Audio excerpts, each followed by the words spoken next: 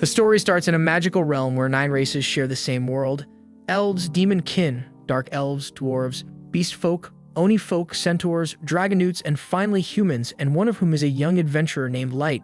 Wanting to pull his family out of poverty, Light bids farewell to his hometown and sets out on a journey in search of wealth and strength. When he finally reaches the grand city, he's hit with the harsh reality of discrimination as people sneer at him just for being human. Still determined, he walks into the guild to register as an adventurer and is assigned an F rank since it's his first day. The receptionist asks if he has a special skill, and Light's face lights up as he proudly says yes, it's something called unlimited gokcha. Curious, the girl asks him to explain it since she's never heard of such a thing before, but Light insists it'll be easier to show her in action. He pulls out his gokcha device and presses it, creating a card right before her eyes. Beaming with pride, Light explains that whatever's on the card can be summoned. But his excitement dies fast when he realizes the first card's just a damn bent fork. Embarrassed, he laughs it off, saying it's just a failure, and tries again. But instead of something useful, out pops even more worthless crap like a rotten apple and a piece of moldy bread. He insists it doesn't usually suck this bad, but she's already over it and just hands him his F-rank card without another word. So fired up, Light rushes to take his first quest. The receptionist points him toward the bulletin board, but the problem is that he can't read. In this world, that's not unusual since most humans barely know their letters. Thankfully, she helps him out and picks a few beginner jobs for him. They're all low-paying, but Light doesn't care because he's ready to work his ass off. And by the end of the day, he's completely drained. He's done several jobs back-to-back, and all that effort barely got him enough for a single night at an inn. Still, he tries to stay positive, saying that if his gokcha can spit out something edible, he'll manage just fine. Then out of nowhere, a group of beastfolk thugs bump into him and start yelling like it's his fault for dirtying their clothes. Before he can explain, they snatch every coin he has, claiming it'll cover the laundry bill. Light pleads for them to give it back because without it, he won't even have a bed for the night. But they don't give a shit. One of them kicks him to the ground, telling him to go sleep in a pigsty, and they walk off laughing. The people around don't even lift a finger to help. Instead, they sneer and call him nothing more than worthless human garbage. Right then, a young woman lifts him up, yet Light notices she's an elf and he's taken aback. He frantically apologizes for making contact with her, but the woman reassures Light that she will not harm him. Light cannot grasp why an elf would show kindness to a human like him, and the woman even embraces him. Spectators are appalled to witness an elf merely touch a human, and Light is completely stunned. This elf girl soiled her knees just to hold him, so he questions if he's dreaming.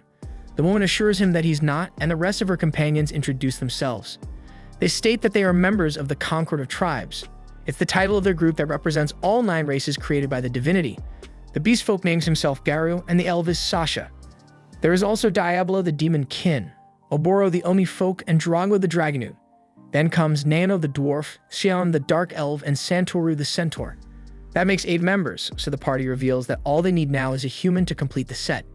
Light is left speechless, so they clarify that their aim as a group is an honorable one. They want to wipe out racism in the world and build a future where every race stands on equal ground. And they want him to be part of it, but Light cannot believe what he's hearing. So the group's leader steps forward and promises that they mean every word.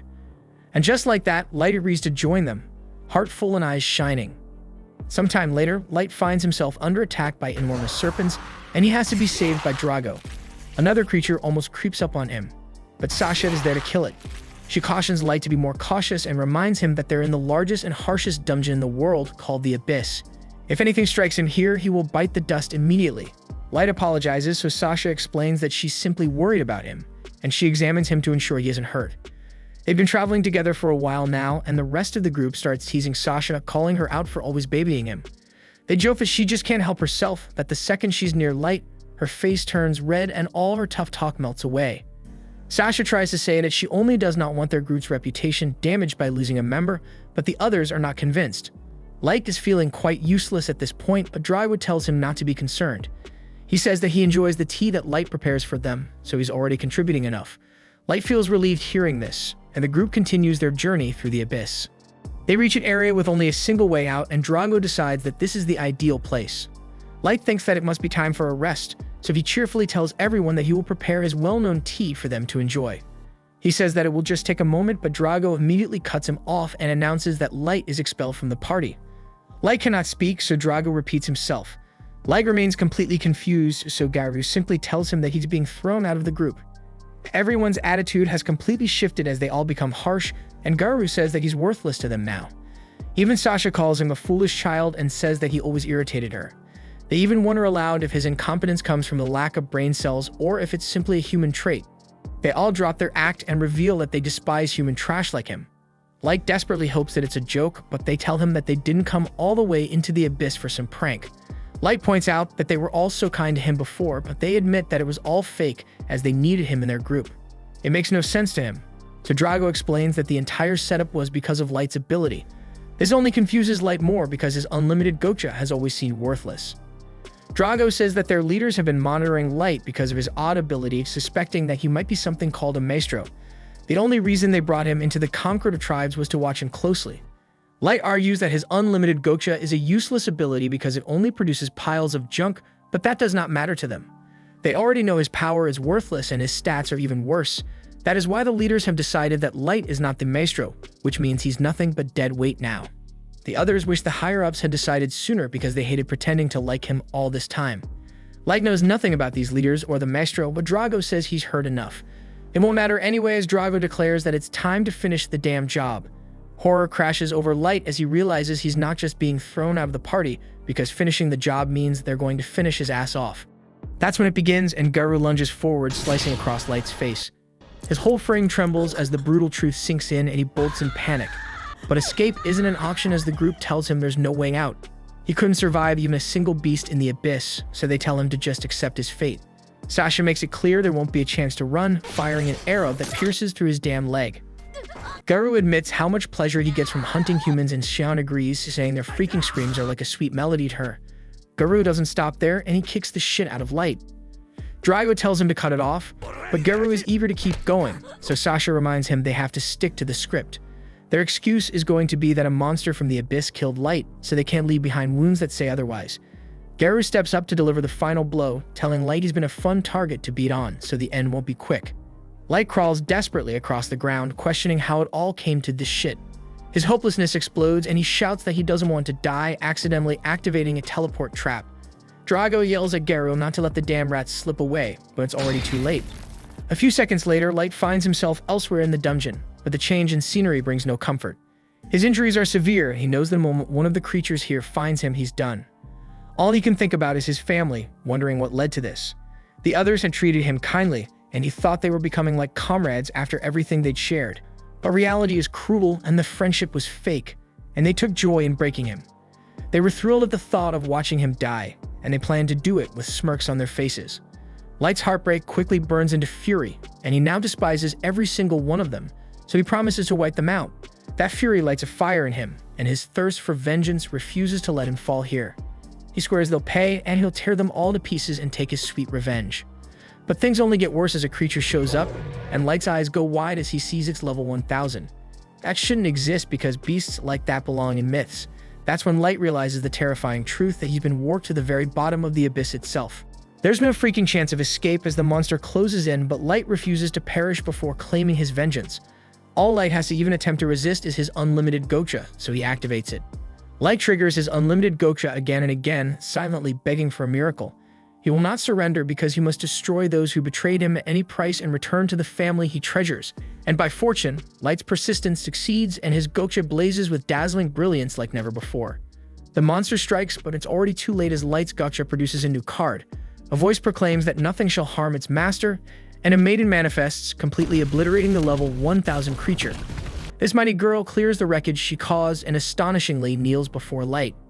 She heals him and quickly apologizes for doing so without asking his permission first, saying it would be shameful if his handsome features and fair pearl skin were marred by such dreadful injuries. Light is amazed to hear her speak this way about him, and even more shocked to realize that she has healed every wound. The girl asks him to grace her with his name and his fine voice, so Light tells her who he is. The girl calls him Master Light and announces that she will devote her existence to serving him. It is the maid's oath of honor, and she vows her total loyalty to him without hesitation. Naturally, Light wants to know who this mysterious girl is, so she introduces herself as Mei, the ever-seeking maid, and her level is 9999. What stuns Light most isn't her power, it's that she's a super ultra rare card pulled from his supposedly useless unlimited gotcha. But Mei goes on and on about her undying devotion, even saying she would follow him beyond death itself. Still overwhelmed, Light tries to explain that his unlimited gotcha isn't anything special. There's just no way someone like her could have been summoned from such a useless skill. Mei kindly asks permission to inspect his goksha using her appraisal ability, saying she'll only do so with his consent because it's the proper way for a servant to act, and Light agrees. As soon as she examines it, Mei is amazed. She reveals that Light's abilities are buried beneath a powerful concealment barrier known as Conceal, and no one below her level would ever be able to uncover it. Then she tells him that his unlimited goksha is anything but trash. It allows for infinite draws, and the quality and rarity of what it produces depend on the mana levels in the surrounding area. She lists the rarity tiers from highest to lowest: extra, super ultra rare, triple S rare, double S rare, rare, normal, and at the bottom, error. Light doesn't fully understand the part about mana, so Mai breaks it down for him. She explains that mana is an invisible force that flows through everything in the world, but its concentration is weakest near the surface, which means the odds of pulling a super ultra rare like Mai up there are practically non-existent. But things are different down in this place. Right now, they're in the very depths of the dungeon, and the mana here is thick in the air. That means Light's chances of drawing rare cards improve dramatically at this depth. Mai has no idea what led him here, but she praises his courage for venturing this far below just to unlock the full strength of his unlimited gaksha. Light, however, refuses to pretend he's some kind of hero. He admits that he would have never made it this far on his own. He explains how his old allies turned on him, how they slashed him, beat the shit out of him, pierced him with an arrow, and left him for dead. As he speaks, the memories overwhelm him. Tears come, but so does the rage, and he swears that he won't rest until every single one of them pays the price. Without warning, Mei gently wraps her arms around him and apologizes for the torment he's endured. She assures him that now that he has her at his side, serving justice to those traitors will be effortless. She then begs Light to give her the order to hunt down the treacherous ones and bring back their heads on stakes as tribute. Light takes a step back, not giving an answer, so Mai assumes it's because he has too much compassion in his heart and tells him his enemies are beneath mercy. But Light replies that's not the issue. He trusted them and got tricked. He was beaten nearly to death and thrown to the bottom of this cursed place. And the real problem wasn't them, it was his own weakness. And that's why he's decided that he must grow stronger. He admits it might be impossible for a weak human like him, but he desires vengeance by his own hand. He then wonders aloud if Mei thinks he's being foolish, but she says she would never think that of him. Instead, she declares that his desire is hers, and if his goal is personal vengeance, then it's her duty to see it through. She says that she believes in what he can become more than anything in the world, so Light thanks her for her unwavering loyalty. With their resolve now aligned, Light rolls his unlimited goksha once more in the depths of the abyss, vowing to master his ability to build a kingdom powerful enough to clear the way toward his vengeance. 3 years later, we find that Light has established a massive empire deep within the abyss itself. Standing before his gathered maids, he praises them for their efforts, telling them they all did great work today. They respond in unison, thanking their beloved master Light. Every single one of them is completely infatuated with him, whispering to each other that they must have spent all their life's luck just to be near him. One overly enthusiastic maid even goes as far as to wish she could get a sniff of his feet. Their obsession quickly gets out of hand, and Mei, clearly irritated, asks Light for permission to discipline them. But Light waves her off with a smile, saying it's fine or simply devoted to him, and he lets their behavior slide. Then we see the true scale of Light's empire, vast cities filled with bustling shops and countless citizens leading peaceful lives. Wherever he walks, people greet him warmly, calling out to Master Light and offering him their finest dishes. Even those who are running low on supplies approach him without fear, knowing their leader is kind and fair. Light reassures them that he'll alert the administration to fix any shortages, and Mei immediately takes charge, insisting on resolving every issue at once to ensure no one doubts the empire's stability. Light observes that the population has grown enormously over the past 3 years, and he realizes he might need to overhaul the entire governing structure soon. His next concern is the status of his elite warriors. Each one is summoned from level 99 super ultra rare cards. Mei reports that they're all currently out on missions. Oyuki, for instance, is mapping the outer perimeter of the Abyss, a region crawling with dangerous creatures. But Light isn't worried because he's confident that a genius beast tamer like her can handle anything out there. Next is Ellie, who's been hard at work developing new forms of magic aligned with Light's grand vision. He knows he's given her a lot to handle and hopes she isn't pushing herself too hard to meet his expectations. Then there's Nazuna, who's patrolling the castle as usual. She specializes in close quarters combat, making her the ideal bodyguard. Mai admits Nazuna isn't exactly the sharpest mind in the group, but she's easily the most entertaining to be around. Back inside the castle, Mai grows annoyed to find someone waiting outside Light's chamber, and it's Jack, the level 77 warrior. Mai scolds him for being too casual and reminds him to show proper respect to Master Light. But Light dismisses her concern and tells her it's fine, and doesn't mind because he always thinks of him as his big brother. The two men step outside for some serious training, and Light warns that today there will be no holding back. He declares the gloves are off and immediately opens with a lightning-fast punch straight into Jack's stomach. Jack stumbles back, clearly impressed, but laughs it off because after all, there's a reason they call him the iron-blooded barricade. Light's hit would have taken out nearly anyone else, but Jack is built like a fortress. As their sparring session heats up, we cut to Nazuna making her rounds through the castle. She proudly informs the other maids that she's carrying out a direct assignment from Master Light, a critical patrol mission. The maids shower her with praise, saying they feel safer knowing someone like her is watching over them. Nazuna tries to remain modest, saying she's just doing her duty, even if her posture says otherwise. Not sure where to head next, Nazuna listens as the maids nervously mention a certain restricted zone they'd like her to check out. Turns out that area is none other than Light's bedroom, leaving Mai puzzled about why Nazuna's knocking there. Nazuna says she's simply planning to inspect the room, but Mai calmly tells her that Light's quarters are already tightly secured. But Nazuna hits back by pointing out that Light isn't even home right now, and more suspiciously, wonders what Mai is doing inside. Mai quickly claims she's just keeping busy, as all diligent maids should be, but Nazuna shrugs and lets herself in. Once inside, Nazuna begins to observe the surroundings. Something seems off. The bed is clearly ruffled, as if someone had been flopping around on it. Even stranger, there are impressions on the pillows like someone was lying down, kicking their legs and sniffing. Mai doesn't flinch and calmly says this is part of her specialized bed-making technique. She claims it's a top-secret method not to be shared. Nazuna, completely convinced, gasps in admiration. She praises Mai's incredible skills and says she truly deserves her position as Light's first ever summon. But Nazuna didn't come empty-handed. She also delivers a message from the other maids. They're fed up with Mai monopolizing access to Light's room. The note says the maids demand fair cleaning rights, and that a formal petition has already been launched to remove Mai as head maid. They accuse her of tyranny and sign off the letter with a sharp "get wrecked." Nazuna offers to help however she can, but Mai politely declines, saying it's her job to handle this uprising herself. She thanks Nazuna for relaying the message and even slips her a tip, which leaves Nazuna beaming with joy. Nazuna immediately rushes off to splurge her reward money at a local vendor that just restocked with a fresh batch of irresistible treats. She refuses to waste her coin on anything average because what her stomach truly craves are those glorious milk and pancake sandwiches. With no hesitation, she shoves the snacks into her mouth, completely lost in flavor heaven, and that's when she stumbles upon Oyuki inside the castle. Confused, Nazuna asks why Oyuki is back so soon because she was supposed to be exploring the forest perimeter of the abyss. As always, Oyuki replies in a series of cat-like meows. Unfortunately for her, Nazuna doesn't speak meow the way Light does. Ever confident in her own brilliance, Nazuna attempts to interpret her cryptic words, but her guesses miss the mark entirely. First, she asks if Oyuki needs help chopping down trees to clear the scouting path, but the answer is clearly no. Then she wonders if Oyuki might run into some kind of monster that was too tough to handle, but that's not it either. Nazuna eventually acknowledges that while Oyuki was summoned before her, she still looks older and stronger. So with full confidence, she tells Oyuki that if she's ever in trouble, she should feel free to rely on her. Tired of the guessing game, Oyuki finally drops the act and speaks normally, explaining that she completed the mission without any issues. She didn't encounter a single threat and came back simply to deliver her portion of the completed map. Back inside the castle, Nazuna finishes up her patrol with pride, though she's a little down that she hasn't seen Master Light all day.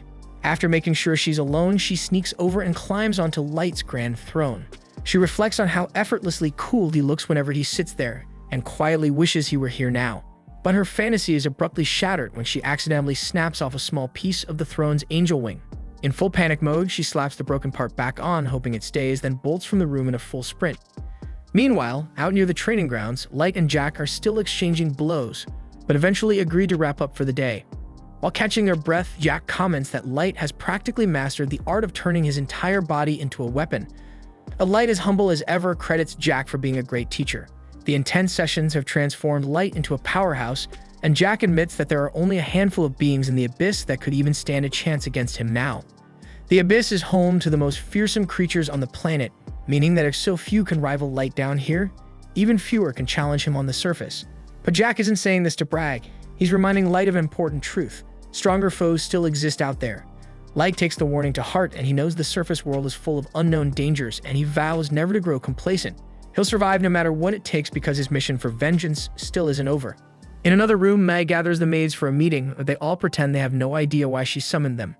Mai calmly recites every word of the message they sent her, including the final "get wrecked" line. Instantly, the group starts apologizing all at once. None of them know what to say, so they scramble for excuses.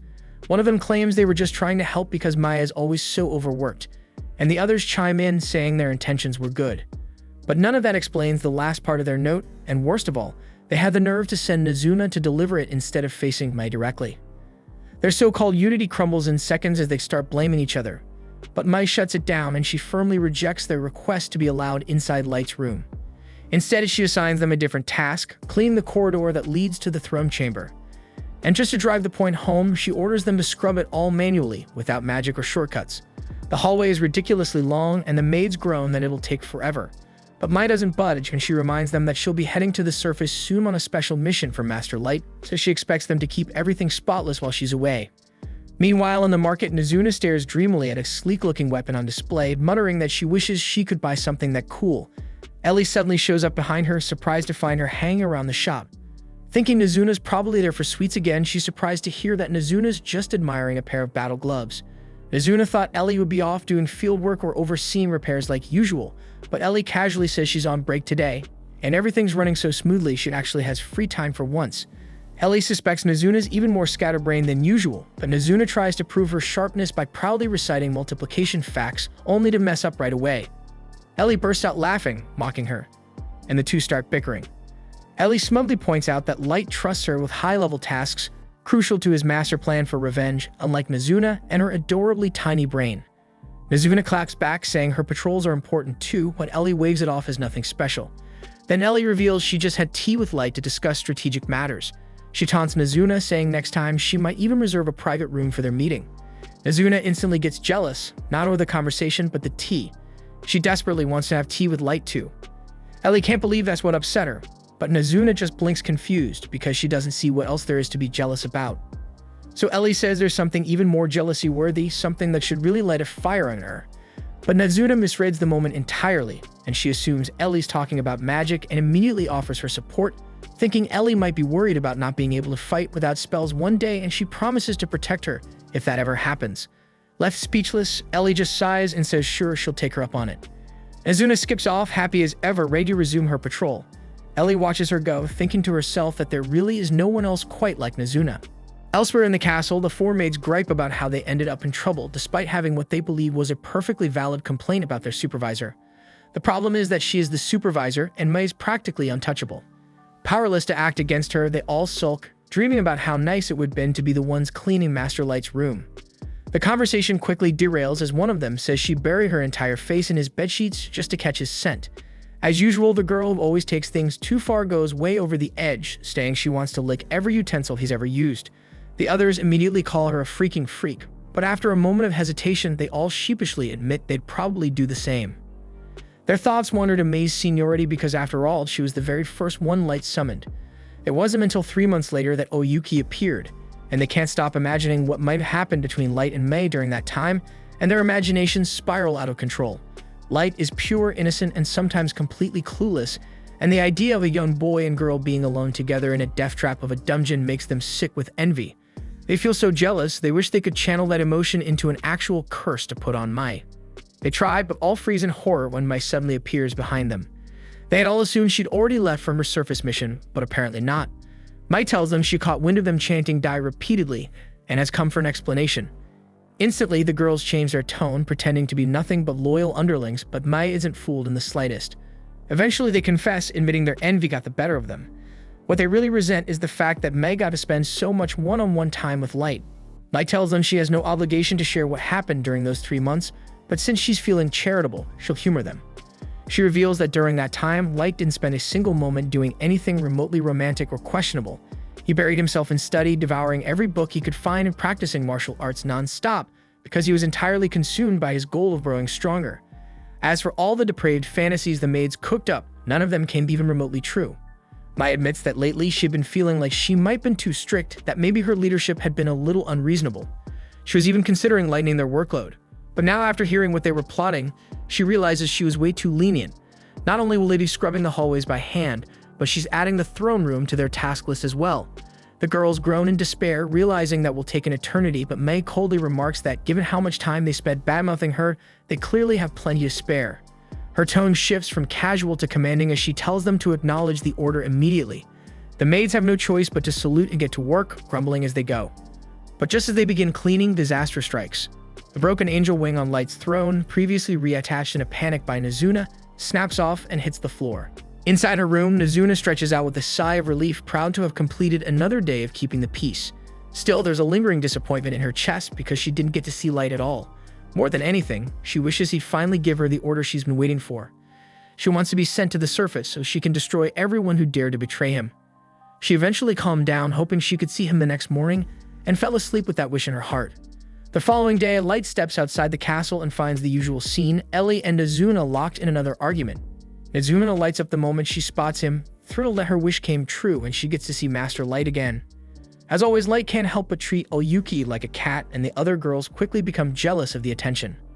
But the peaceful moment is shattered when a familiar beast shows up, one that looks exactly like the hellhound Light first faced when he fell into the abyss. Even now, Light feels his body tense up at the sight of it, haunted by the fear from that day. But things were different now because he had powerful warriors by his side, and they were ready to fight without hesitation. Nezuna drops her usual airheaded tone, filled with rage that a lowly training mutt would dare show its face in front of Light. Ellie's furious too, ready to punish the creature for its arrogance. Oyuki is equally disgusted. Just the hound's presence is disturbing Light's peace, and she promises to wipe out their entire breed if needed. They make it clear that they're about to unleash the overwhelming force of their level 99 strength. But before they can make a move, Light gently steps in and tells them it's alright. His voice alone is enough to make them stop instantly. He reassures them that he's fine now. Surprisingly, Light even apologizes to the beast for scaring it. In the back of his mind, he knows that if he ever gave the word, his girls would wipe the hellhounds from existence. Then Light gets to the reason he gathered them. He informs them that Maya's returned and her mission was a success, which means it's time. Their target has fallen right into the trap, and now they move to phase 2. The girls are a bit annoyed that May got to take the lead, but they're just as fired up knowing they're finally moving forward. Light turns and leads them forward, declaring that the first dish of his long-awaited revenge is finally ready to be served. Far away in the City of Wolves, one of Light's targets, Garou, strolls through the streets. The people cheer for him like he's a hero, blissfully unaware that vengeance is already on its way. The villagers absolutely adore Garou, so much so that one of them even suggests he should date his sister. They constantly shower him with praise, and Garou doesn't shy away from it for a second. He basks in the adoration, boldly telling everyone to step aside for a true megastar. Nearby, a human rummages through some garbage, and Garou finds the sight utterly revolting. Without hesitation, he refers to the man as street trash, violently hurling him to the ground before spitting in his face. Like many of his kind, Garou harbors open disdain for humans, and he warns the man to disappear and never show his face again. Later, at a local tavern, he confidently claims the best seat and instructs his entourage to order anything they like, boasting that he's been earning handsomely. His companions heap praise on him, calling him a symbol of pride for all beast folk, even though he himself once clawed his way up from the filth of the slums. Now he's a leader admired by many. With unfiltered arrogance, he tells them that becoming someone like him isn't something just anyone can do. He's mastered the art of influence, and since beast folk are naturally inclined to follow, all he needs to do is leverage that trait, then life becomes royalty. According to him, the key to success lies in properly categorizing tasks, knowing which ones are worth the investment and which consume too much effort for too little return in power or profit. One of the less intelligent beast folk brings up an old job Garou took 3 years ago involving the conqueror of tribes, asking whether it had been lucrative. Another companion scolds him for prying, but the wolf-like leader answers calmly, stating that the federation they worked for had bound them by oath, making it impossible to reveal any specific details. He recalls, however, that it was the easiest and most profitable mission he'd ever taken. Just eliminate one insignificant, worthless human boy, and now he's both wealthy and respected. Still, something about that portal nags at him. He never discovered where it led, though he highly doubts someone like Light could possibly survive. What intrigues him more is the mysterious maestro that the Federation was so obsessed with locating. The thought alone sends a chill through him, warning that digging too deep into it might be dangerous. Before he can think further, his thoughts are interrupted by the sudden arrival of a stunning young woman revealed to be Mai, who politely asks if they can speak. She inquires whether he is Garou, the beast folk leader, and he nods after casually sipping from his drink. Mai falsely claims to have served as the maid of Master Light, who she explains hails from an esteemed noble bloodline. Garou is stunned by this revelation and begins to wonder if he had kept Light alive, it would have been more profitable for him. Mai continues her deception, claiming that she has been searching for light for the past 3 years and that every clue she followed led her to this country, the very place where he was last seen traveling with a new party. Garou casually admits that he was indeed part of that group and confirms that Light had been among them. Mai's eyes glisten as she feigns sorrow, saying she heard rumors that Light perished inside the dungeons and was never seen again. Garou nods solemnly, agreeing that it's true that Light met a tragic end. But Mai gently asks if he could guide her to the site where it happened, explaining that it would bring her comfort to visit the place where Light drew his last breath. Garou responds bluntly, asking what's in it for him. To his surprise, Mai calmly places a small bag on the table and inside are 3 solid bars of gold. His companions are stunned into silence, their eyes wide, but Garou keeps a straight face as his mind races. He wonders whether this is a setup or if the girl genuinely seeks nothing more than a guide into the depths of the dungeons, but after a moment's thought, he decides to take the deal. In his mind, a fragile human woman poses no threat to someone of his strength, as she couldn't even touch a strand of his fur, let alone harm him. Garou eventually leads her into the dungeons, accompanied by his loyal followers. After several hours of trekking through damp tunnels, he turns to ask if she's holding up. Mai, though visibly drained, offers a faint smile and insists she can continue. Garou smirks inwardly, thinking about how fortune always seems to favor him. He plans to rob her of her gold once they arrive, and then defile her right there, over the grave of the man she mourns. Finally, they reach the cavern where Light had once been abandoned and left to die. Garou gestures ahead, claiming this is the spot where Light met his unfortunate fate. He spins a false tale about a group of monsters ambushing them, saying Light didn't have time to flee, was torn apart, and then triggered a teleportation trap, and was never to be seen again. Mai collapses to her knees, tears streaming down her face, while Garou's thoughts turn cruel. He mocks how pitiful humans are, so fragile, so unaware of danger even as it closes in. His men subtly spread out, forming a circle and sealing off the only escape, while Garou continues his performance, pretending to layman that he tried to save Light, but failed. Just as he prepares to strike, Mai's tone suddenly changes. Her voice hardens as she declares that only the most depraved creatures in existence could deceive someone as pure-hearted as Light, luring him into a filthy dungeon only to betray him. Her words echo sharply against the stone walls as she glances around, regret burning in her eyes, admitting that if she had entered Light's service even a little sooner, he would have never been hunted, shot through the leg, and beaten until he could barely breathe. Garou instantly senses danger and instinctively leaps backward, his mind racing with confusion about how on earth this woman knows such specific details. His followers glance around, clearly puzzled, unaware of the full weight of what's just been said. But Garou knows better. The only individuals who could possibly be aware of that event are either members of the Concord of Tribes or high-ranking figures from the nation's elite. He narrows his eyes and demands to know who she's working for, accusing her of being a spy dispatched by a rival tribe. She scoffs in response, boldly declaring that she serves no one but Light, and that Garou is about to face her fury. The raw energy surging from her sends a shudder through him, which he finds deeply unsettling. He tries to reassure himself that she's nothing more than a worthless human, good only for being used and discarded. But the moment she locks eyes with him, a cold wave of dread washes over him. His instincts are screaming the truth that this is no bluff, and if he fights her, he's going to die. Just as Mai is about to strike, a calm voice echoes from the shadows, and it's Light's voice urging her to stand down, saying that he'll handle Garou personally. Garou's eyes widen, refusing to believe what he's hearing. But then, Light steps forward into view, his tone almost casual, as if greeting an old acquaintance. He tells Garou he's come to settle the score from 3 years ago. Suddenly regaining his swagger, Garou bursts into laughter, claiming he never thought he'd see Light again. He mocks him for being a pathetic level 15 human, bragging that someone like him couldn't possibly stand against a level 158 raid boss.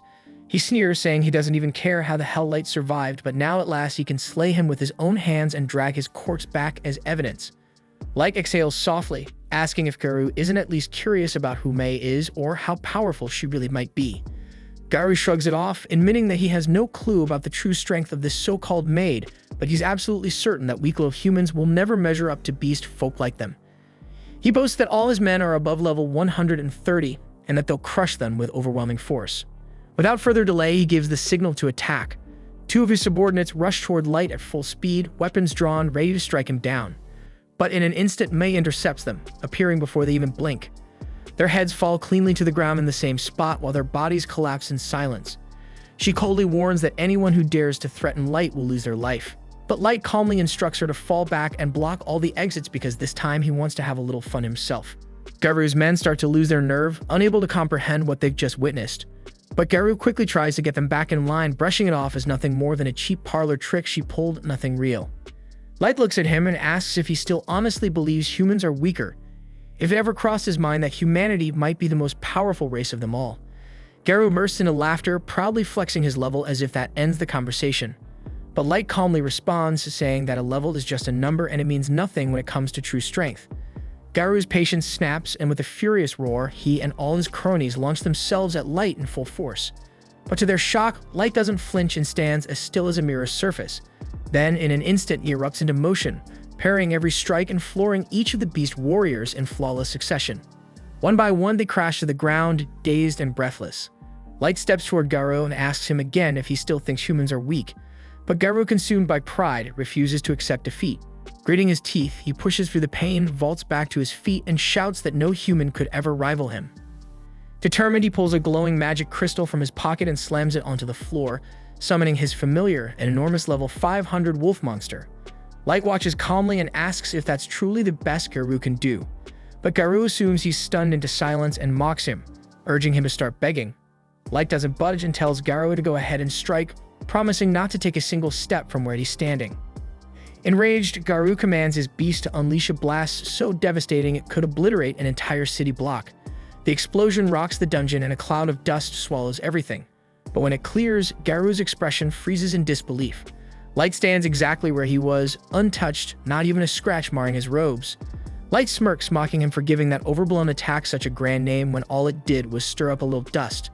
Garu is too stunned to reply, and now his men are visibly trembling, some barely able to hold themselves together. With a quiet confidence, Light announces it's his turn. He reaches into his coat like he's in the middle of a duel and pulls out a card just like in a trading card game. He plays the legendary level 9000 ultra-rare card, the Primal Wolf Divinity. The divine beast materializes behind him, radiant and ethereal, leaving the beast folk dumbstruck. Light gives a simple command: eliminate Garu's familiar. But instead of firing off a dramatic explosion, the divine wolf exhales gently, and that breath alone is enough. Its divine essence freezes Garu's massive wolf solid and then shatters it into gleaming fragments right in front of its stunned master. Garu stands frozen, mind spiraling, unable to accept that his level 500 monster was destroyed in an instant without even a real fight. But Light simply shrugs, telling him that he could have crushed the beast himself if he really wanted to. Then, as the final blow to Garu's pride, Light reveals his own level maxed out at 9,999. Garu begins to stammer, his whole body trembling as he mutters that this simply can't be real because humans aren't supposed to exceed level 100. And if Light were truly the same human from 3 years ago, he should have aged by now. Light calmly explains that he wears an age ring to halt his physical growth, a reminder of who he was and the day he was betrayed by the lowest form of filth to ever walk the earth. At that moment, Garu realizes his fate is sealed. He stands no chance, none at all, against the monster that Light has become. Knowing he's as good as dead, he does what any coward would. He drops his weapons and falls to his knees, begging for mercy. He pleads that it wasn't his fault, claiming he acted under orders from the Federation. With a trembling voice, he insists that he never intended to harm anyone, that his subordinates were the ones who came up with this entire plan and dragged him into it. His underlings stare at him in disbelief because this is the same man who was bragging about his power and dominance just this morning, and now he's bowing his head, begging for forgiveness, even offering to serve as Light's pet if it would spare his life. Light, however, remains indifferent, and instead he asks what the Maestro truly is and why the government is so obsessed with finding him. Garu answers honestly that he doesn't know, only that they were told the Maestro was likely a human. Light's tone hardens as he asks why they chose to kill him once they believed he wasn't the Maestro. Garu quickly prostrates himself again, swearing that he has no idea, that they were simply following orders. Light's eyes shift toward the other beast folk, demanding to know if any of them possess real information. In a desperate bid to survive, they all start shouting that they do. But May's special eyes flare with power, exposing their lies. Without hesitation, she cuts them down where they stand, their blood splattering across the cavern floor. She coldly declares that anyone who dares to lie before Light will meet death by her hand. Light turns back to Garu and asks if he believes there's anyone strong enough to challenge him should he decide to wage war on the surface. Garu admits the truth that Light's power is beyond comprehension, enough to crush nations single-handedly. But he adds that if the nations unite and unleash the weapons they've been developing, even someone like Light might face difficulties, especially with only a May by his side. Light smirks and tells him he wants to show him something. With a flick of his hand, he casts teleportation magic, transporting them straight to his own throne room. Garu's sanity nearly snaps the instant he arrives. His mind can't process what he's seeing, an army so vast and terrifying that the weakest among them is level 1,500, while 4 maids stand at level 9,999. The rest range between 6,000 and 9,000, each radiating divine power. Garu can't speak, and a single tear slips down his cheek as the horrifying truth sinks in. Light could erase the entire planet in the blink of an eye. He isn't just powerful, he's a walking apocalypse, and Garu can only tremble as he wonders what will happen when that deity finally decides to go to war. The following morning, Light returned to his hometown, hoping to reunite with his family and bring them back to his dungeon city. Tragically, by the time he arrived, all that remained was a heap of shattered ruins and rotting corpses. It appeared that the village had been annihilated around 6 months prior by unknown assailants, leaving no survivors. Light began combing through the remnants, searching for bodies so he could at least provide his loved ones with a proper burial. To his relief, none of the remains seemed to belong to his younger siblings, leading him to believe they might still be alive somewhere. But sadly, the same could not be said for his parents. Gold, noticing the weight of the moment, asked if Light was holding up, acknowledging how difficult this must be to process, but Light assured him he would manage. Right now, their focus had to remain on the current mission, so he requested Gold and Nemumu to assist in gathering as much intelligence as possible. While it had become clear that their military strength was formidable enough to rival the world's major powers, rushing headfirst into conflict would be reckless. He wanted detailed information about the capabilities of each nation. Moreover, Light suspected that the destruction of his village was directly linked to rumors of him being a maestro, so he was determined to uncover what a maestro truly is and why such a title would warrant so much bloodshed. And if it turned out that all this devastation was the result of a few power-hungry elites chasing influence, then he vowed to reduce the world to ashes and personally force the culprits to swallow the aftermath. Gold sympathized with Light's anger but cautioned him to control his fury in public. The aura he was emitting could easily kill an ordinary person on the spot. Light apologized for his lack of restraint and equipped an item called the Fool's Mask to suppress his energy and conceal his identity. After paying his final respects at his parents' graves and quietly apologizing for not being able to protect them, he and Gold and Nemumu took off, heading toward the city of Dagas. Along the way, Nemumu, curious and slightly unsure, asked what Light intended to do once they arrived. Before Light could answer, Gold advised her to be mindful of how she addresses their lord while they're on the surface. And Light explained that using his real name could alert those affiliated with Concord. So for the time being, he would go by the alias Dark during their mission, and Nemumu nodded in understanding. As for his plans in Dagas, Light informed her that he intended to register as an adventurer under the name Dark. And by rising through the ranks, he hoped to gradually gain access to valuable information from the upper circles within the guild. After a short while, Nemumu spots the city of Dagas on the horizon. Since flying straight in would attract unnecessary attention, Light recommends landing in the forest and making the rest of the journey on foot. Still, with Gold's dazzling suit of armor, they're bound to stand out regardless. As the trio makes their way through the woods, they stumble upon a troubling scene, the human merchant being ambushed by a group of dwarven bandits.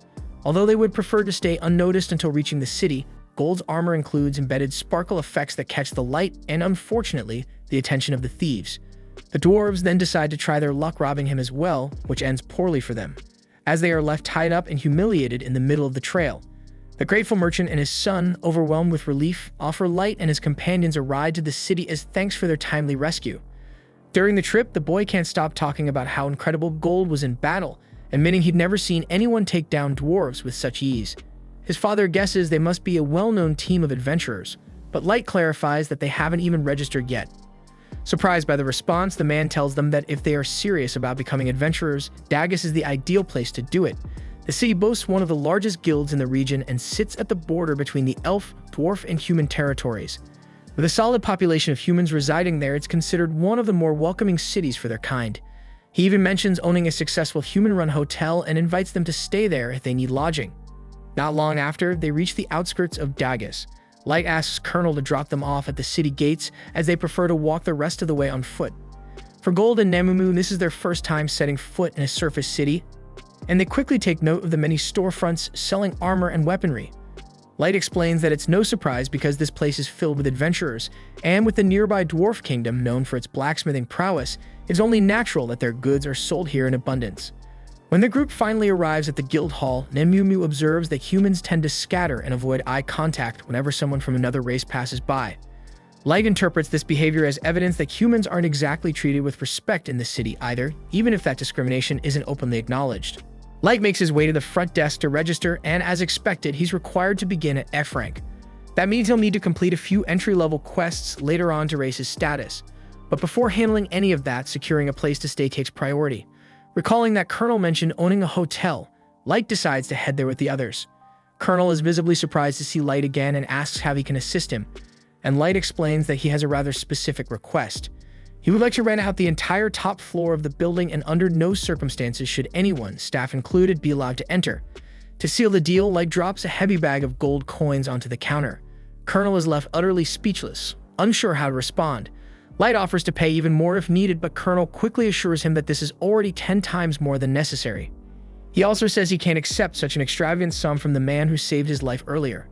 However, Light remains firm in his decision, and eventually Colonel accepts the generous offer and promises to prepare the rooms immediately. Not long after, Light and the group head upstairs. Once inside, Light takes out several perception-blocking spell cards and activates them throughout the room, ensuring that no one can eavesdrop or spy on them. Finally, able to let his guard down, he pulls up a chair and sits, taking a moment to rest. As he settles in, Nemumu speaks up and says that while she understands Light is incredibly strong and has chosen to become an adventurer here to gather intelligence, there's always a risk that he could be injured on the surface. She believes it might be safer for him to return to the dungeon city and let the rest of them handle matters on his behalf. Although Light is generally a calm and considerate person, Nemumu's suggestion hits a nerve. To him, it sounds like she's trying to sideline him from his own mission of revenge, like she thinks he's not capable of carrying it out himself, so that implication infuriates him. Nemumu immediately realizes her mistake and drops to her knees, begging for forgiveness, but the damage has already been done. Light's expression turns deadly, and for a moment, it looks like he might actually harm her. Sensing the rising tension, Gold steps in, laughing lightly to ease the mood. He tells Light that Nemumu simply doesn't grasp the emotional weight behind revenge, and he explains that Light intends to carry out his vengeance with his own hands, no intermediaries, no delegation, and that's something truly noble to stand behind. Hearing Gold's lighthearted jab brings Light back to his senses, and he realizes that he may have let his emotions spiral out of control. He kneels down and apologizes to Nemumu, admitting that he overreacted and understands her words came from genuine concern for his safety. Nemumu, however, insists that she was the one in the wrong for speaking out of turn, so she pleads for the chance to renew her vow of loyalty. Although Light doesn't think such a gesture is necessary, he agrees to honor her request. With care, Nemumu lifts his foot and presses her lips to it. In this world, a kiss to the foot is the ultimate sign of deference and respect toward one's sovereign. Still, Light has never been fond of this custom, especially recalling how awkward it felt when all of his subordinates lined up to perform the ritual when he first summoned them. Even Gold can't help but comment that the whole thing's a bit odd, especially since Nemumu seems to be enjoying it far too much. The following day, Light and the others set out toward the dungeon. As they stroll through the city streets, they quickly draw attention. Gold, clad in radiant armor, sparkles like a walking treasure chest, and Nemumu's striking beauty turns plenty of heads. As for Light, the only remark people seem to have is that he looks strange in his mask, but that only adds to his enigmatic dark persona, so he isn't bothered in the slightest.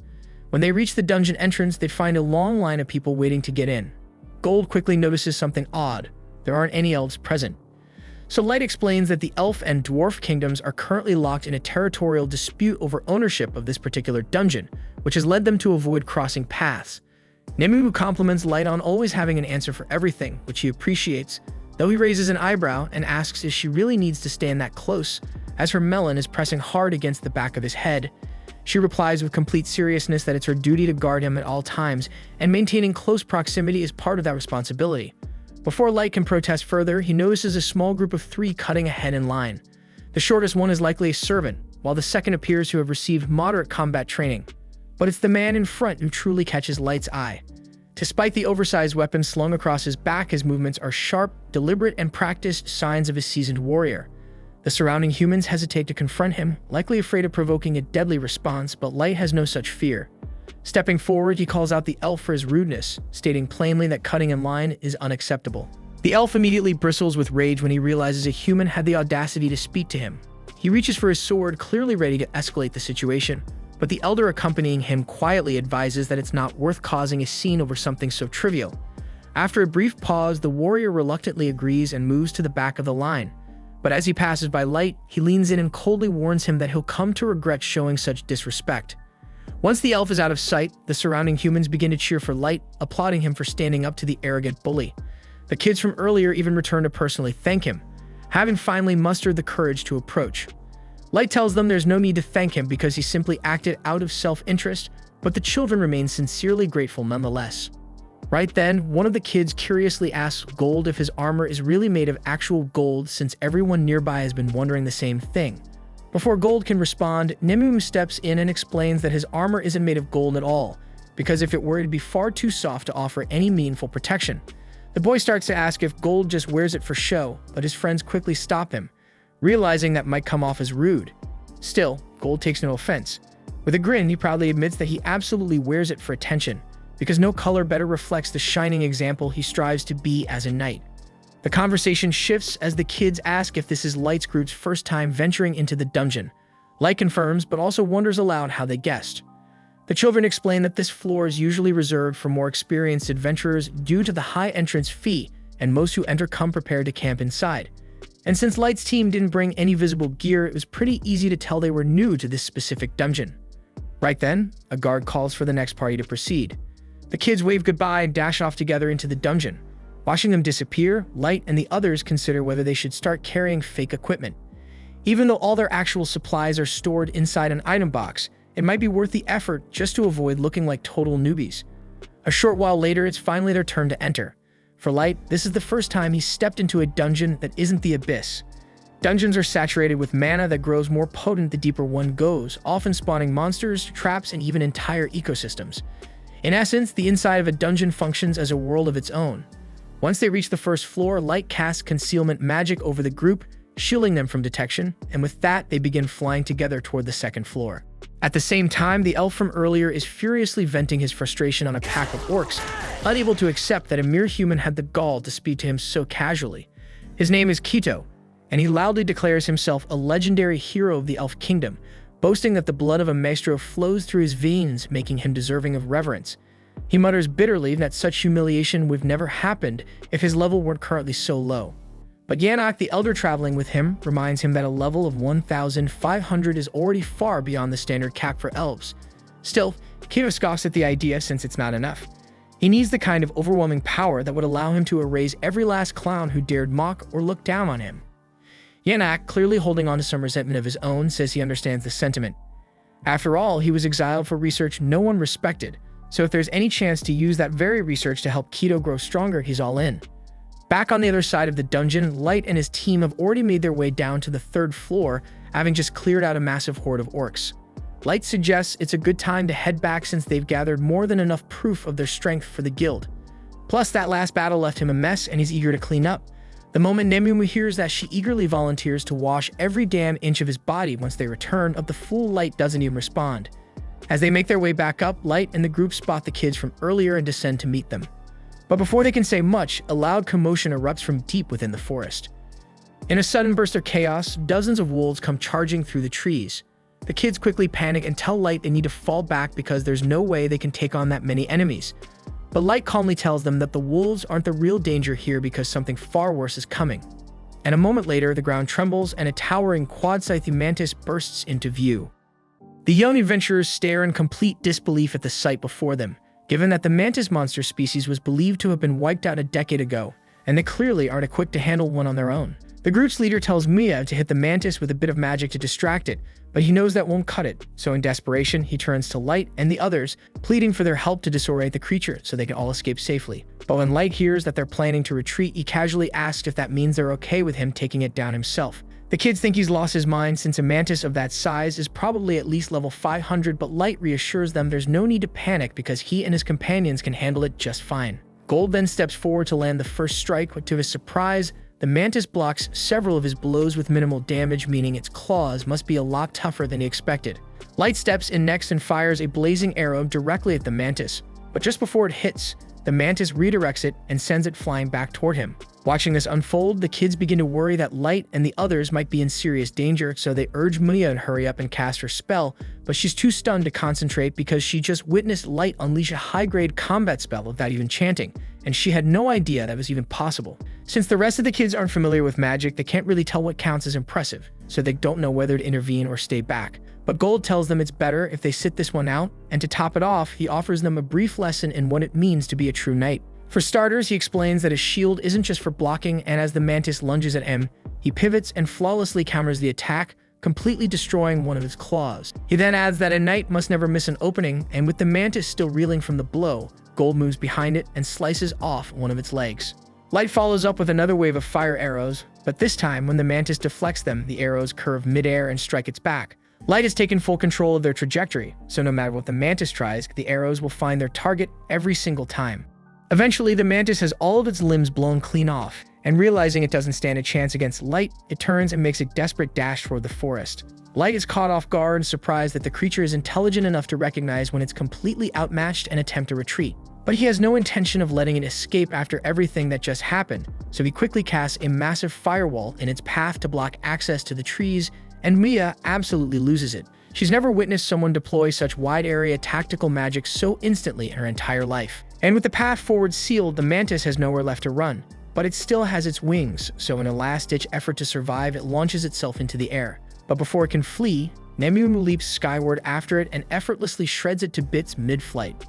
After she lands, Gold tells her she messed up, which really irritates her since she thought she was doing exactly what Light wanted, destroying the monster. But Gold explains that she also obliterated all the valuable parts, which means there's nothing left to sell once they return to town. Realizing her mistake, Nemu immediately starts begging Light for forgiveness, but he assures her it's not a big deal. Off to the side, the kids are still frozen in place, unsure if they really just witnessed a human take down a quad-sized mantis, or if they collectively hallucinated the whole thing. And after a few minutes, as they dig through the remains, they stumble upon the mantis's magic gem. Miraculously, it's still intact, meaning Light can use it as proof of his achievement. But just before he departs, one of the kids approaches him and asks if he's part of a famous adventurer party or something, because there's no way someone that powerful is just a rookie. But Light calmly replies that he and his friends are indeed ranked F, leaving the kids even more confused than before. With the battle now over, Mia conjures a ball of water using her magic and offers it to Light so he can rinse off all the mantis goo. He's genuinely touched that she would use her precious mana for his sake, but she insists it's the least she can do. Since the sun is starting to set, the leader invites Light and the others to camp with them for the night, not just because it's dangerous to travel in the dark, but also because Mia is dying to chat about magic with Light. And since there's no real downside to staying, Light agrees. Then, while the group is gathered around sharing a meal, Maya starts bombarding Light with all kinds of questions about his past. But since he obviously can't reveal his real background or future goals, he improvises a story and claims that both of his parents were exceptional mages, which explains why he's able to cast spells without needing incantations. That explanation seems to satisfy Maya, but her brother still doesn't get what's so impressive about it. Hearing him say that, Maya launches into a passionate rant about how insane Light's magic really was. She explains that there are 3 primary classifications of magic. First, there's combat class magic, typically used against individual enemies. Then there's tactical class magic, which can affect a broad area, like the firewall Light cast earlier. And finally, there's strategic class magic, capable of impacting the world on a much larger, even global scale. That includes cataclysmic spells like triggering earthquakes or calling down meteor strikes, which usually require a team of elite mages to pool their mana and recite lengthy incantations in unison to even attempt. While other races can cast powerful magic with relative ease, it's extremely rare for humans to reach that level.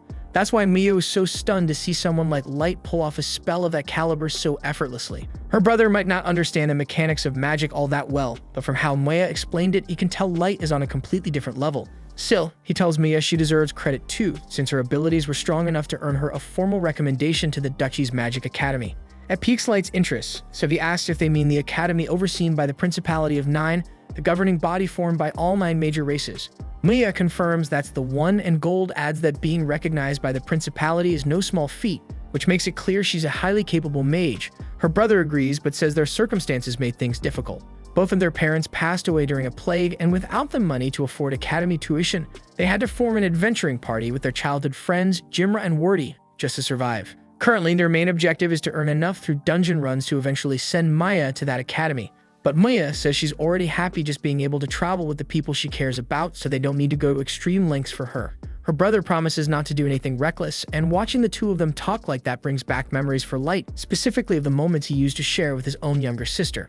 Right then, Mia and her brother ask Light what inspired him to become an adventurer. So sticking to his cover story, he tells them his parents died in a fire, and he was left with severe burns, prompting him to search for a rare magic potion that could heal his injuries. The story sounds so tragic that everyone falls silent, unsure of how to respond. Sensing the awkward tension, Jimra decides to break it by abruptly asking if Gold and Nemumu are a couple.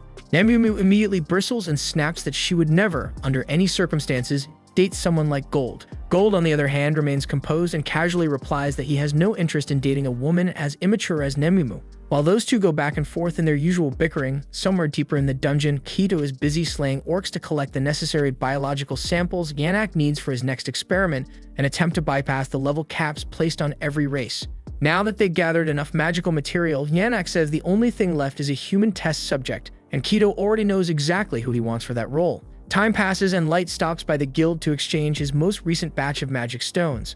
A crowd quickly gathers around him, amazed by the sheer volume of gems he managed to bring back. Ever since Light and his team took down the Quad-Scythe Mantis, their reputation in the city has skyrocketed, and people have started referring to their group as Black Motley. Even the receptionists, who used to ignore them, have begun treating them with far more respect, and Light is genuinely pleased by all the attention, since that kind of recognition was part of his goal from the beginning. As he and the team are walking toward the dungeon, a man suddenly calls out to him from the road. Nemumu instantly goes on guard, but the man quickly assures them he means no harm. He introduces himself as Suvalin, and the guy next to him is Gilbert.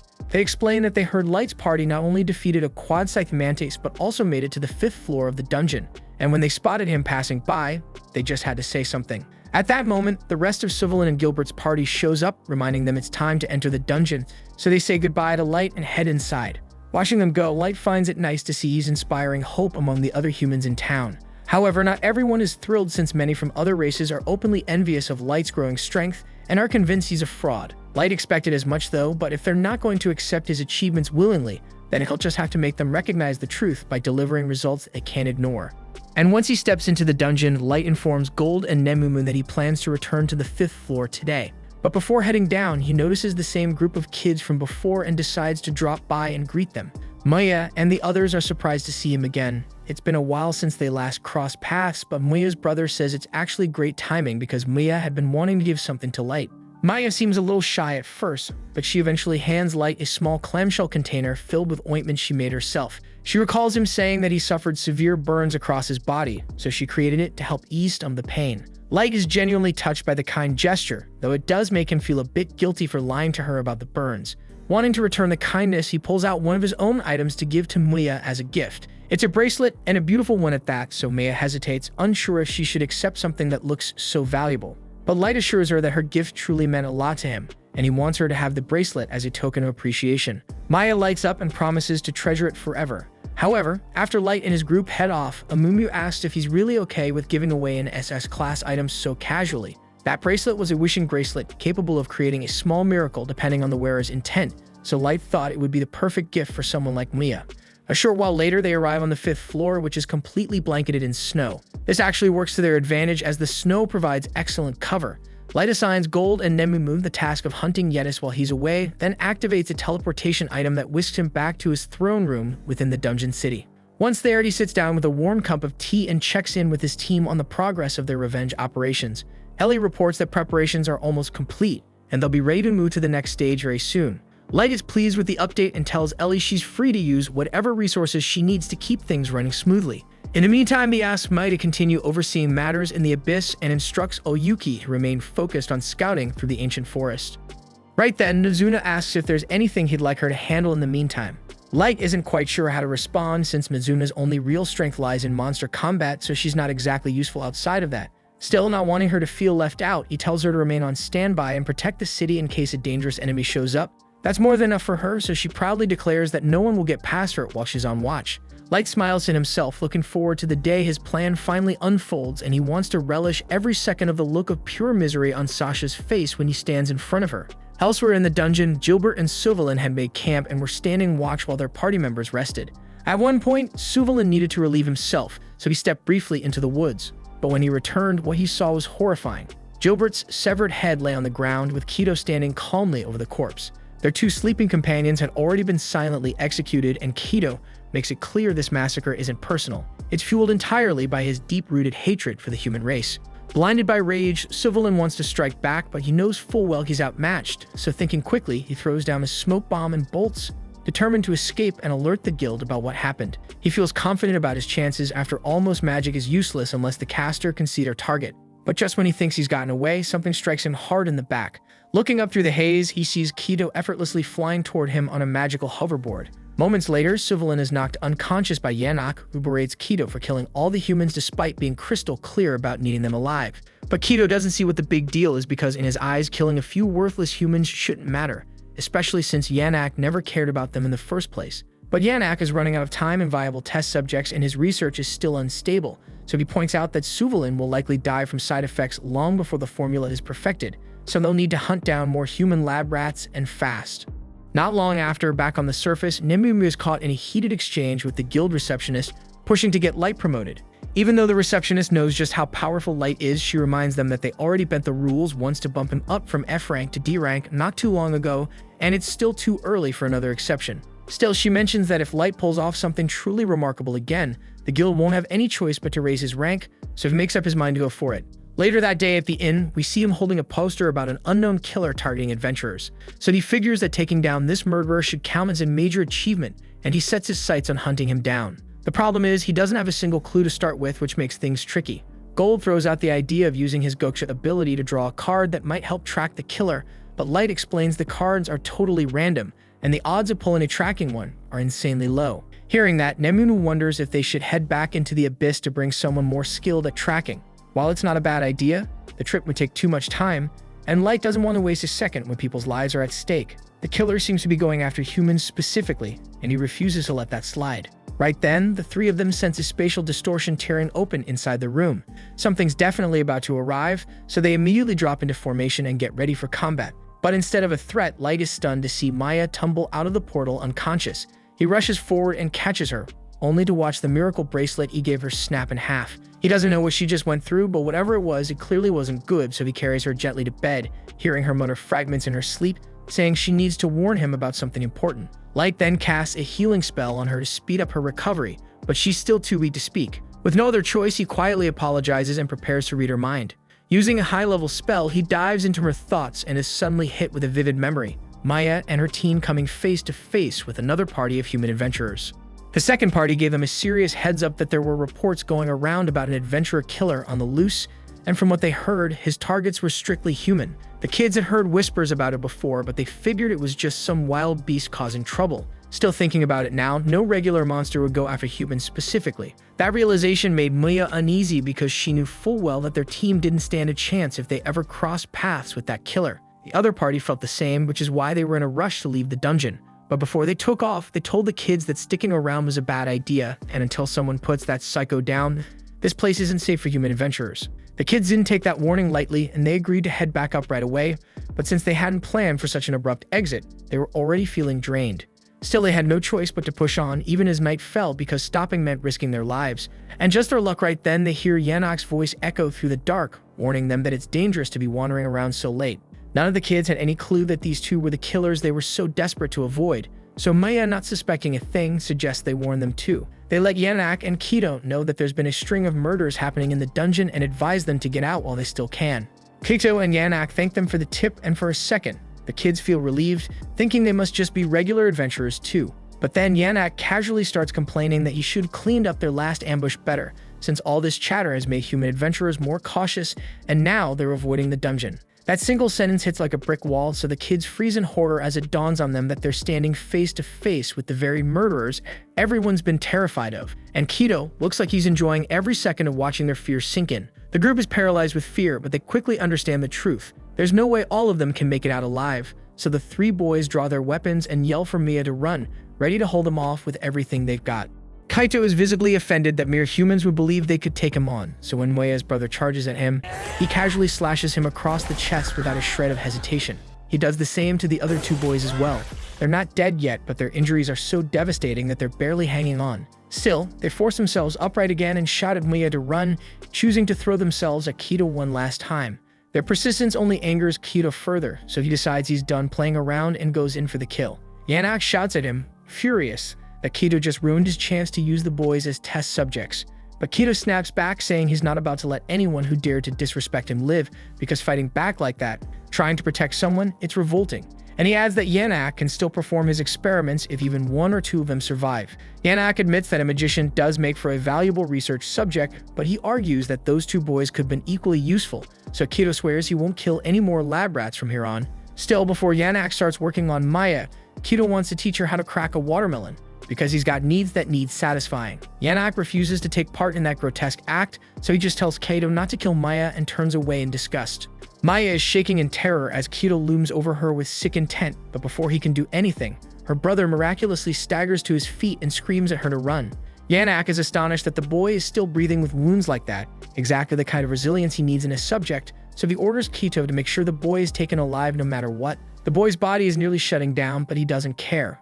All he's thinking about is giving Mia a chance to escape. He screams at her one more time to run, and even though she doesn't want to abandon him, she realizes this might be her only window. So with Kido briefly distracted, she turns and sprints away. The moment Kido notices she's escaping, he gets ready to chase after her, only to be intercepted by Elio's desperate attack. Elio doesn't stand a chance of hurting Kido, but the move is enough to stall him and buy Mia a few extra seconds. Kido is itching to finish off Mia's brother once and for all, but Yanak reminds him yet again that he needs the boy alive, so Kido restrains himself from making a fatal move. While Elio staggered in place, his lips moved in a whisper, running through every strategy he could think of to buy Mia more time. His thoughts drifted back to a lesson he picked up from Gold during their first encounter. Gold had told him that while most people see a sword as a weapon and a shield as defense, true combat relies on creativity. The ability to surprise your opponent is what turns the tide of battle. That advice echoes in his head now, so Elio hurls his sword straight at Kido. Thinking this was the actual attack, Kido leans back to avoid the blade. But while he's focused on the sword, Elio charges in and slams his shield into Kido's jaw, sending him crashing to the ground. That was all he had in him, but it landed and Elio feels a flicker of pride. Even if this is the end, at least he got in one clean shot. Kido, stunned and furious, can't process the fact that a human actually struck him. Enraged and humiliated, he ignores Yanak's command to keep Elio alive and fires a spear of light straight through his stomach with his sword. But somehow Elio doesn't die right away, but Kido has no plans to end things quickly because he wants to make him suffer for daring to touch his precious face. Yanak cuts in, warning him not to waste any more time because if Maya escapes and word gets out, their entire operation will be exposed. Kido's still fuming, but he gets the point. And with a scowl, he turns and takes off after her. Maya had been running flat out, heart pounding in her chest. Just as the dungeon's exit comes into view, 3 glowing swords shoot down in front of her, blocking the path. She freezes in place, eyes wide because she hadn't expected Kido to catch up so fast. But he's wielding Grandius, the Phantasma-class weapon once held by the Elven Queendom, a legendary blade that lets its user spawn and control endless blades of light. He tells her it's pointless to run. As long as he's using Grandius, she won't get far, but Maya refuses to surrender. Gritting her teeth, she chants a quick spell and hurls a spray of sharp icicles toward Kido, just enough to obscure his view. And then she turns and dashes into the forest, using the momentary distraction to vanish into the trees. But after a few more minutes of running, Kido catches up to her again and knocks her to the ground. He sneers and tells her she should feel honored to be sacrificed for the rise of a future legendary hero like himself, but Mia screams back that he doesn't deserve that title one bit. She says a real legendary hero isn't just strong, but also compassionate like light. But Kido, on the other hand, is just a pathetic coward who gets off on pushing around people weaker than him. That gets a nerve, so her words drag up memories Kido would rather forget. How the other elves used to laugh at him, call him a useless bully who only picks fights with those who can't fight back. That humiliation was part of why he got exiled from Elven society, but instead of taking the blame, Kido convinced himself that everyone else just failed to see how amazing he really was. Consumed by rage, he loses control again and completely forgets about keeping Maya alive, so he raises his weapon to finish her off. Maya knows she won't survive the blow, but she still refuses to give in. She's desperate, mentally scrambling to find some way to reach light, to cry out for help, and that's when the bracelet finally activates.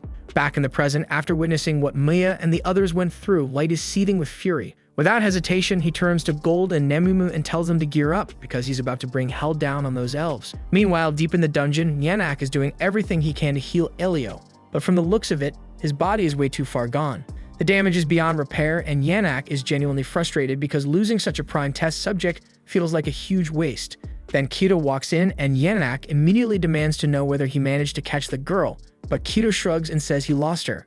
Yanak starts freaking out because he can't believe what he just heard, and he starts questioning how the hell Kido gets outsmarted by a human girl.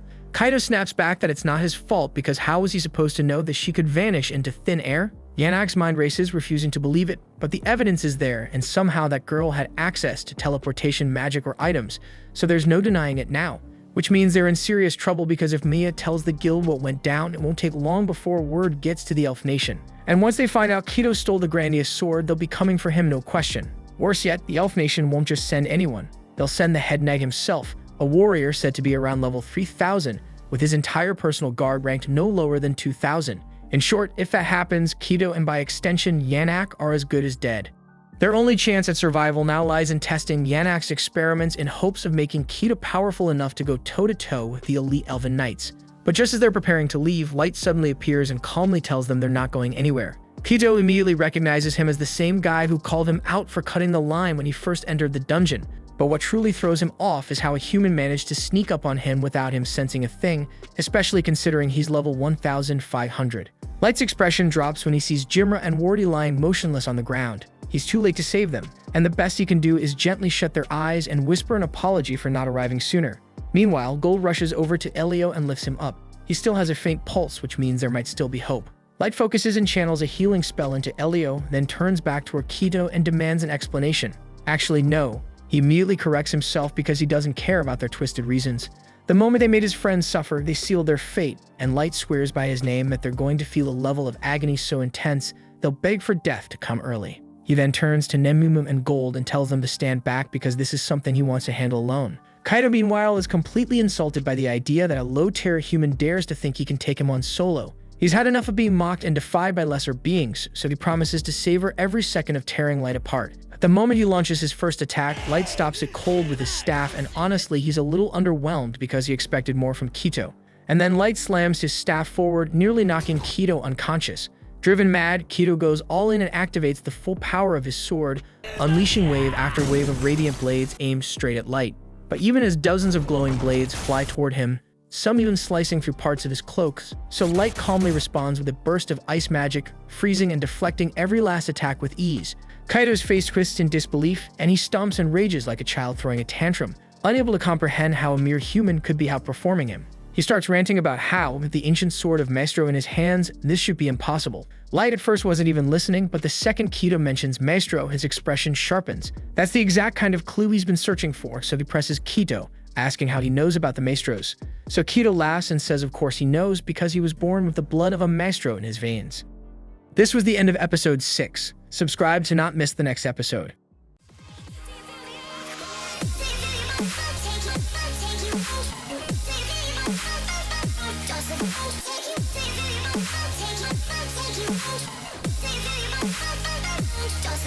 Take